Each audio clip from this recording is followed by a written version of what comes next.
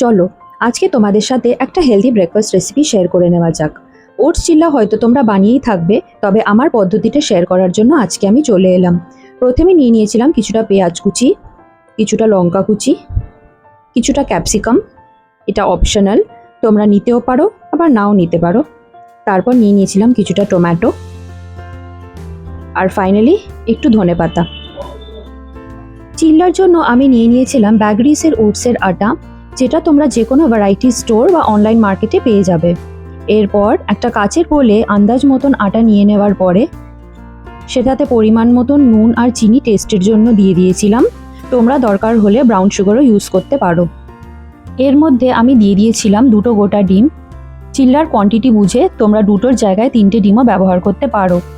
এরপরে সমস্ত সবজিগুলি একটা একটা করে দেওয়ার পরে আন্দাজ মতন জল দিয়ে একটা পেস্ট বানিয়ে নিয়েছিলাম। এই রেসিপিটা যতটাই ইজি, টেস্টি আর হেলদি, ততটাই কিন্তু আমাদের ব্রেকফাস্টের সমস্ত রিকোয়ারমেন্ট ফুলফিল করতে হেল্প করে। আর আমরা যারা ওয়ার্কিং তাদের জন্য এটা খুবই ভালো একটা টিফিনের আইডিয়াও। জল দেওয়ার সময় আমাদেরকে একটা জিনিস মনে রাখতে হবে, পেস্টটা কিন্তু খুব একটা লিকুইডিফাইও হবে না, খুব একটা ঘনও হবে না। প্যানে ফ্রাই করতে যাতে অসুবিধা না হয় সেই পরিমাণটা একটু বুঝে নিতে হবে। পেস্টটা বানিয়ে নেওয়ার পর কিছুক্ষণ আমি চাপা দিয়ে রেখে দিয়েছিলাম যাতে ইনগ্রিডিয়েন্টসগুলো একটু সফট হয়।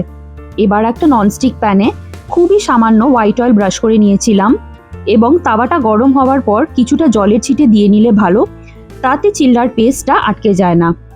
এই পুরো ফ্রাইংটা কিন্তু খুবই লো ফ্লেমে হবে এবং দুটো সাইডই 2 থেকে 3 মিনিটের বেশি ফ্রাই হবে না। তাতে আপনারা দেখতেই পাচ্ছেন সমস্ত ইনগ্রিডিয়েন্টসগুলো ইনট্যাক্ট থাকবে।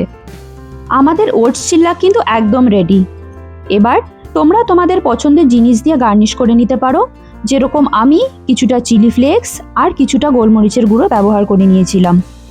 এই রেসিপিটা তোমরা যারা যারা এখন অবধি ট্রাই করোনি অবশ্যই ট্রাই করো, আর যারা করেছো তাদের কাছে যদি কোনো ভালো আইডিয়া থাকে আমাকে কিন্তু জানিও।